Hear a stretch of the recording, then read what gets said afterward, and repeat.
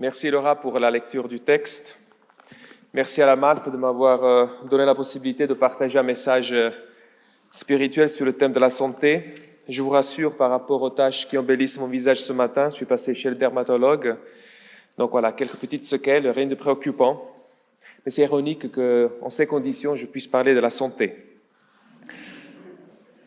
Alors, la santé, c'est le plus important. La santé, c'est le plus grand des biens. Combien de fois nous avons prononcé ces phrases comme si l'on distillait la quintessence de la sagesse. La santé est considérée un bien sacré, c'est un don de Dieu.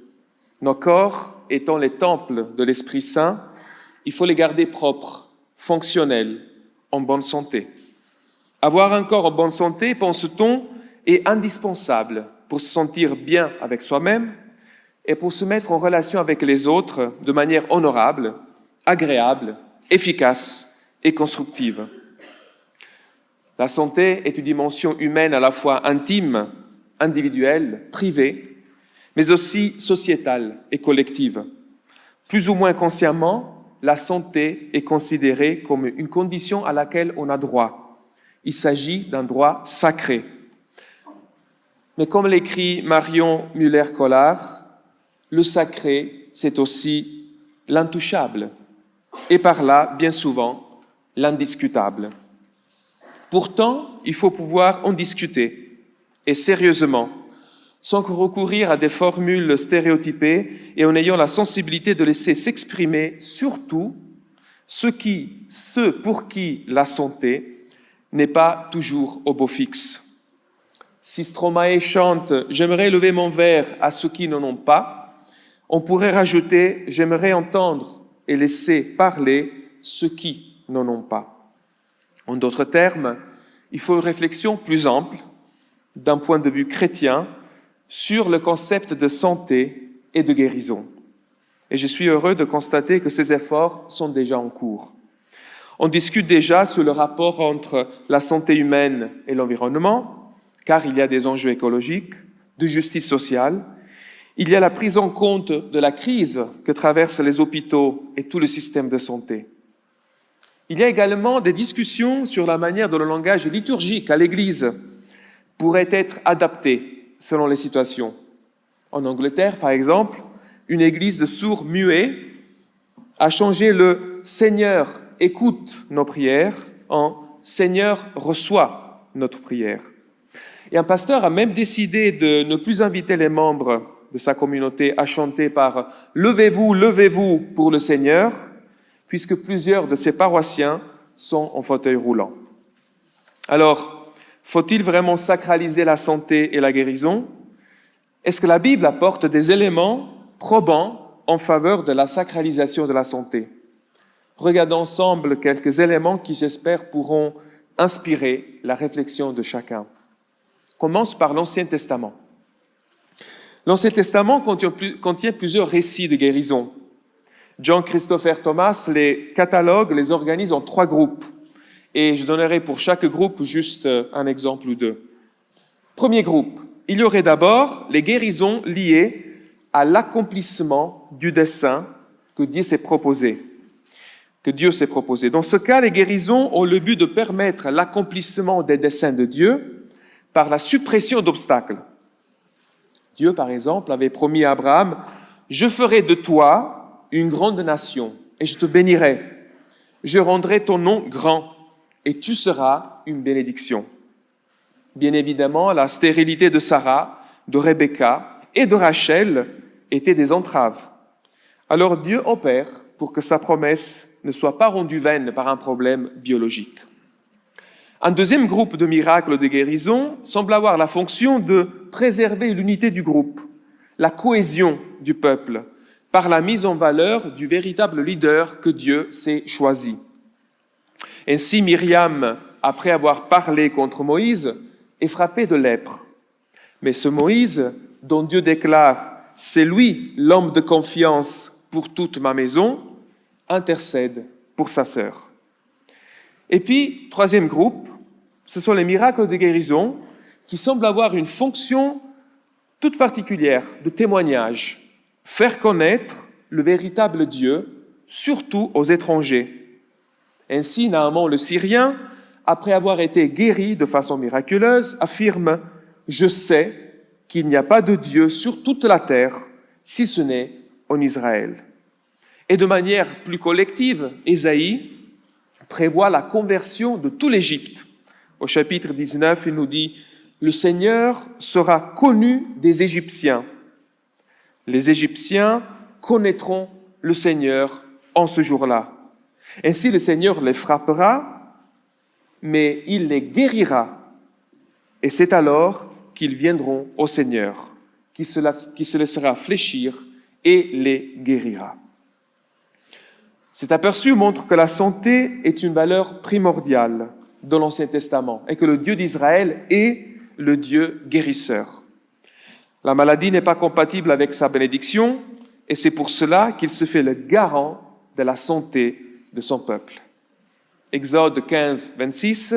« Si vraiment tu écoutes le Seigneur ton Dieu, si tu fais ce que lui convient, si tu prêtes l'oreille à ses commandements, et si tu observes toutes ses prescriptions, je ne t'infligerai aucune des maladies que j'ai infligées à l'Égypte.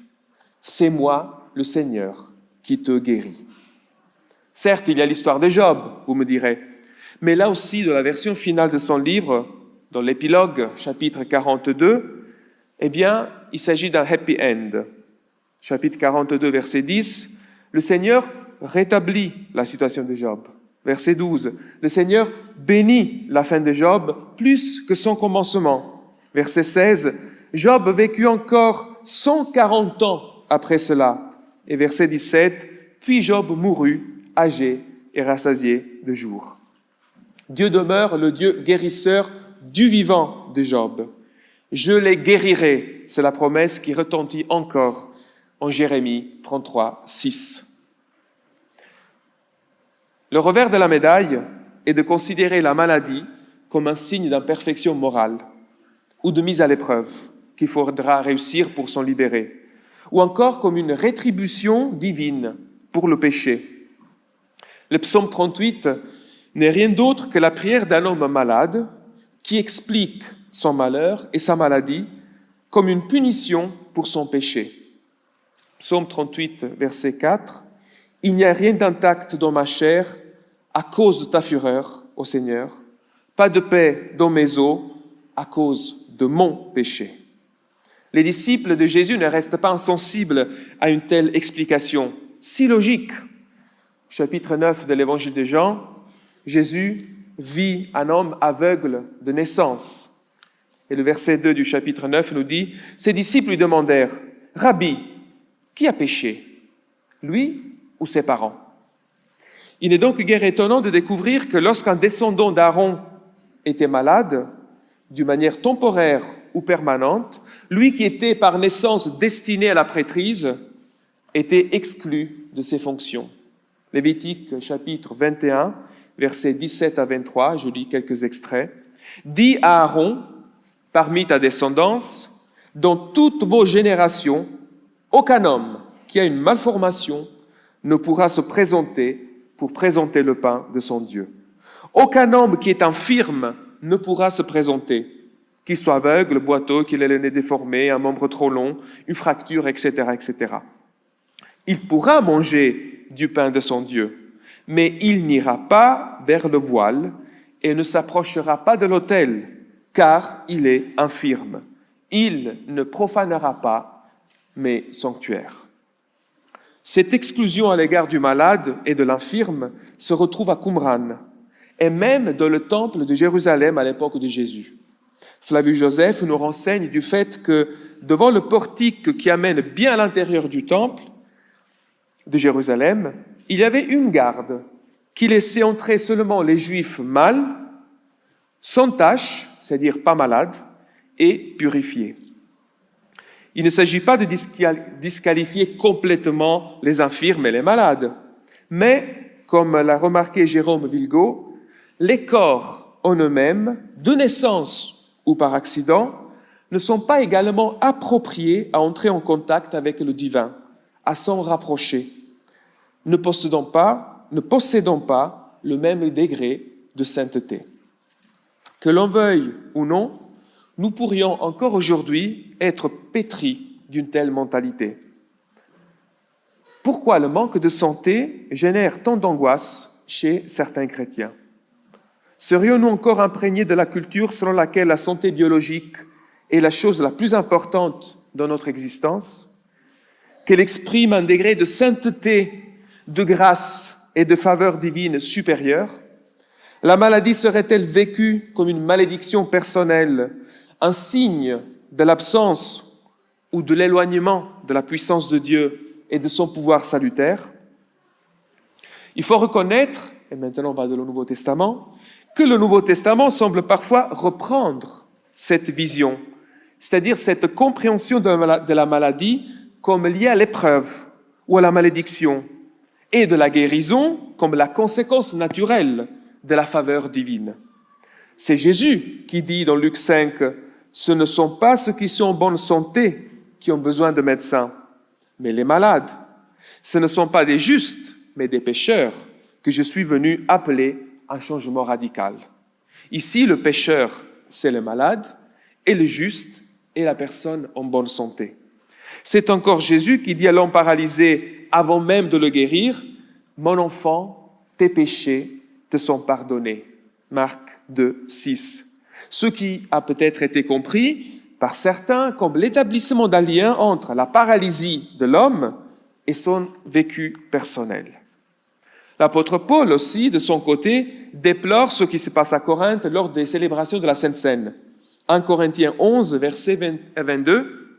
« Donc, lorsque vous vous réunissez, ce n'est pas pour prendre part au dîner du Seigneur, car au moment de manger, chacun se hâte de prendre son propre dîner, de sorte que l'un a faim, tandis que l'autre est ivre. N'avez-vous pas de maison pour manger et boire? Ou bien méprisez-vous l'Église de Dieu en faisant honte à ceux qui n'ont rien? Que dois-je vous dire? Dois-je vous féliciter? Sur ce point, je ne vous félicite pas. » Et quelle est la conséquence de tels agissements? Verset 30. « C'est pour cela qu'il y a parmi vous beaucoup de malades et d'infirmes, et qu'un assez grand nombre se sont endormis dans la mort. » Alors oui, il y a dans le Nouveau Testament une reprise de la vision traditionnelle. Les guérisons, surtout miraculeuses, sont le signe que les plans de Dieu ne peuvent pas être entravés. Je songe notamment à la guérison de Paul qui recouvre la vue pour assumer son rôle d'apôtre des nations. Oui, parfois le miracle est un témoignage pour les non-croyants capable de les amener à la foi. À Éphèse, Dieu accomplit des miracles extraordinaires par la main de Paul, alors que d'autres n'arrivent pas. Le bilan, acte 19, 17, cela fut connu de tous ceux qui habitaient Éphèse, juifs et grecs. La crainte s'empara de tous et le nom du Seigneur Jésus était magnifié. Pourtant, il ne faut pas se méprendre, car s'il y a par endroits reprise de la vision traditionnelle, il y a aussi et surtout dépassement. Jésus est catégorique. À la question posée par les disciples concernant la cécité de l'aveugle-né, à qui la faute? À lui ou aux parents? Jésus répond, Jean 9, 3, « Ni lui, ni ses parents. » Ou encore, Paul admet que sa maladie n'a pas été incompatible avec son ministère. Au contraire, en écrivant aux chrétiens de Galatie, Galates chapitre 4, il leur rappelle ceci, versets 13 et suivants. « Vous le savez, c'est à cause d'une maladie que je vous ai annoncé la bonne nouvelle pour la première fois. Et si éprouvante qu'ait pu être pour vous, ma chair, mon corps, vous ne m'avez témoigné ni mépris, ni dégoût. Vous m'avez au contraire, malade que j'étais, accueilli comme un ange de Dieu, comme Jésus-Christ. » C'est vrai, il y a un lien clair et direct entre la manifestation du Messie, du Fils de Dieu, entre sa manifestation et l'irruption du royaume dans le quotidien des gens, avec la déroute de Satan et la restauration de la santé. Tout cela est bien lié à la personne de Jésus. Le salut est aussi guérison. Matthieu 8, 16 à 17, le soir venu, on lui amena beaucoup de démoniaques. Il chassa les esprits par sa parole et guérit tous les malades. Ainsi s'accomplit ce qui avait été dit par l'entremise du prophète Ésaïe. Il a pris nos infirmités et il s'est changé de nos maladies. Jésus est le libérateur et en tant que tel, il est aussi le guérisseur et celui qui, d'une certaine manière, absorbe le mal et la maladie qui accablent celles et ceux qui viennent à lui. Mais ce n'est pas tout. Chaque miracle de Jésus était surtout un acte symbolique. Il n'a pas transformé ce monde en un paradis, mais il a accompli des signes d'espérance. Il a montré, par ses guérisons miraculeuses, que sa personne, ses paroles et ses actes sont à prendre au sérieux, et que la promesse de la rédemption finale, de la grande guérison finale de toute la création est digne de confiance. Si les miracles de guérison sont en lien avec l'irruption du royaume de Dieu en la personne de Jésus-Christ, alors ils sont surtout, ces miracles, des signes. Un signe pointe vers une réalité, comme un panneau indicateur. Ce qui est important, c'est la localité, non pas le panneau. Le panneau est utile pour permettre d'atteindre un endroit spécifique. Une fois arrivés, nous n'avons plus besoin de panneaux indicateurs.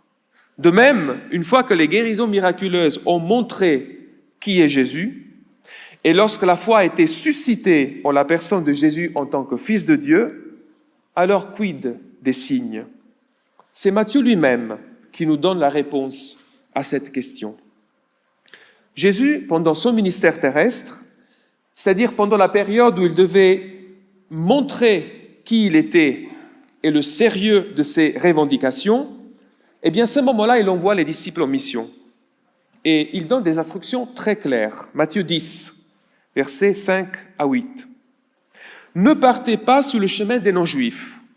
N'entrez pas dans une ville des Samaritains. Allez plutôt vers les moutons perdus de la maison d'Israël. » Première condition, il ne faut pas aller vers les étrangers, il faut rester sur place. Ce n'est que pour Israël. Deuxième élément, en chemin, proclamez que le règne des cieux s'est approché, guérissez les malades, réveillez les morts, purifiez les lépreux, chassez les démons.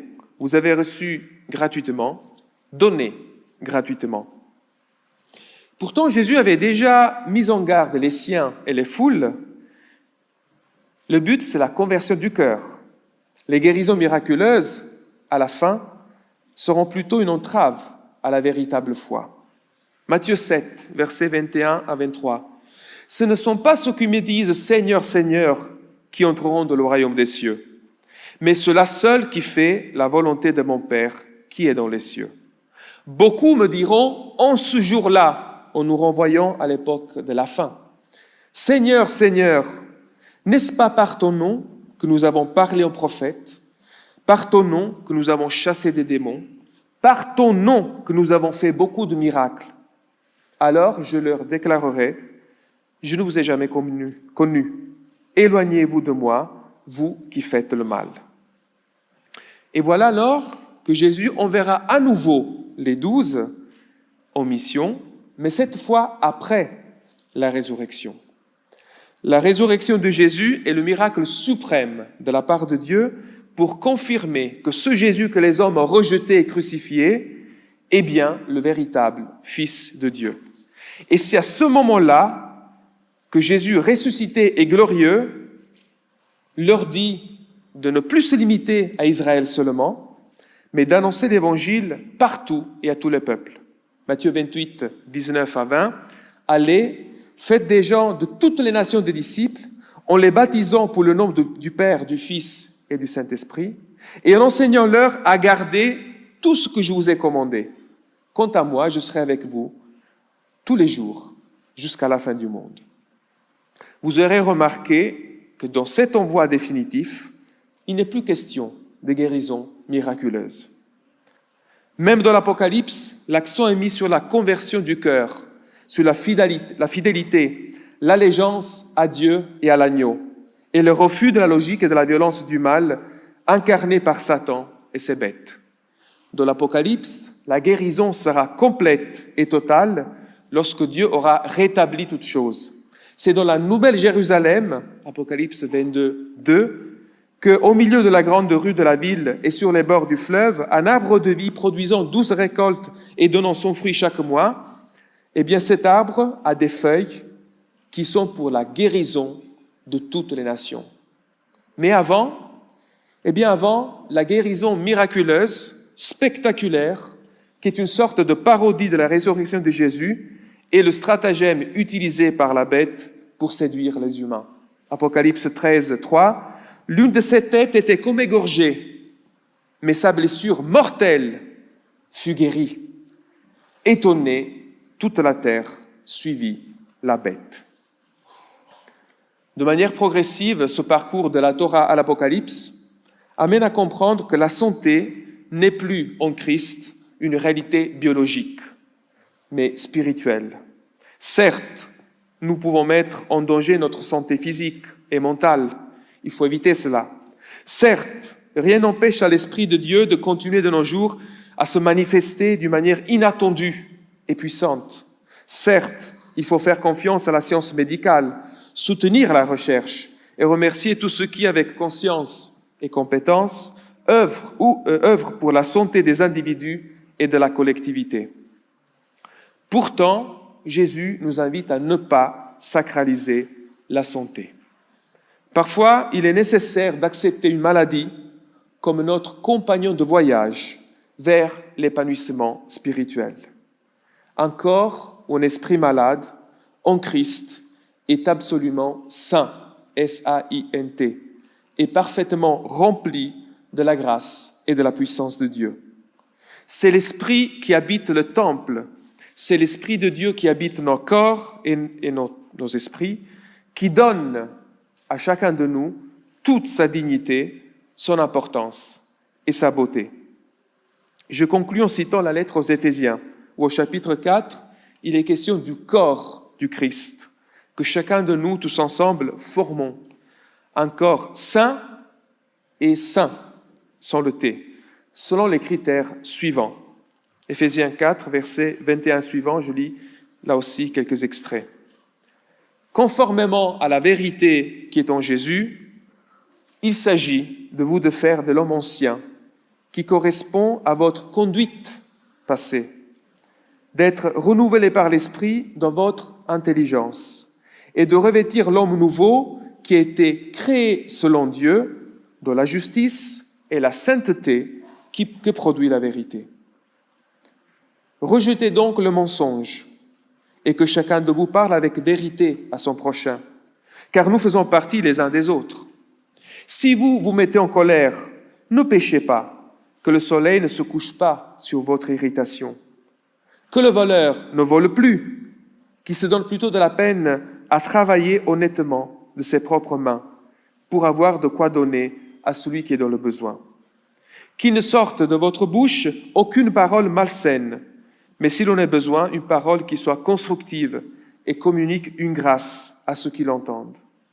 N'attristez pas l'Esprit Saint de Dieu, par lequel vous avez été scellés pour un jour de rédemption.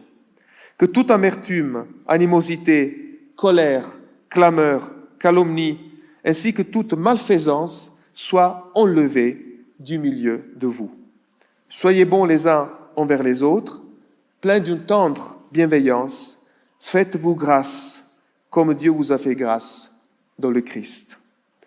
Voici la guérison et la santé à laquelle, tout d'abord, en tant que corps du Christ, nous devons aspirer. Amen.